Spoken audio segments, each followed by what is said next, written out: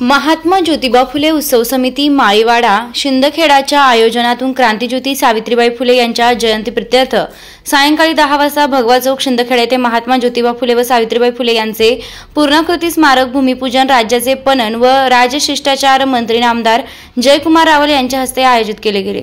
महाराष्ट्र राज्याचे पणन व राजशिष्टाचार मंत्री जयकुमार रावल यांचे आज दोंडाईचा येथे दुपारी मंत्री झाल्यानंतर आगमन झालं।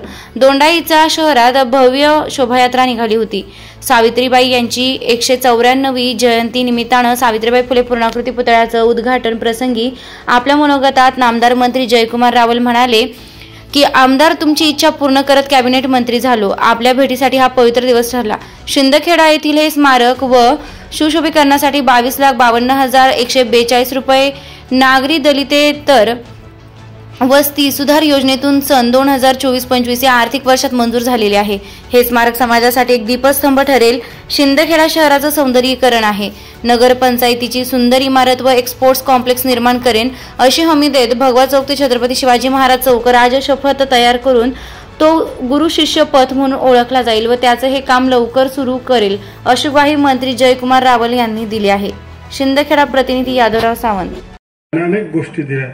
खरं तर प्रवीण आता माझ्या बरोबर विचार करतोय। आता मी आता आल्यानंतर थोडा उशीर झाला, मी वेगाने इथे आलो तर आपलं जे ट्रान्सपोर्ट होतं परदेशी भैयाचं स्पॉट दीपक ट्रान्सपोर्ट, त्याचं दीपक ट्रान्सपोर्ट होतं तिथे 2-4 खड्डे असे खडखड म्हटलं हा रस्ता जुना कोणता तरी बोगस कॉन्ट्रॅक्टरने केलेला आहे, हा तर आपल्याला इथे करावा लागेल। आणि त्या रस्त्याकडे मी बघत होतो थोडासा तिरपा आहे तिथून, म्हटलं याला इथे राजपथ बनवल्याशिवाय हा काय चालणार नाही। आणि म्हणून त्या दृष्टिकोनातून सुद्धा आपल्याला तयारी करावी लागेल आणि थोडा सरळ करावा लागेल।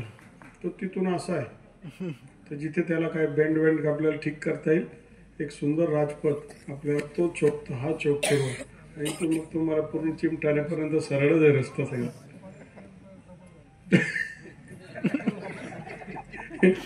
साहेबांना पहिले इथपर्यंत तर विचार मी सांगतो, नाही तर मला उद्या लोक म्हणतील तुम्ही तर सांगितलं होतं ना व्हिडिओ रेकॉर्ड करणार लोक, ते पुढचं पाहू। पण इथपर्यंत तरी 100% आपल्याला राजपथच्या धर्तीवर आपल्याला या सगळ्या गोष्टी करता येतील।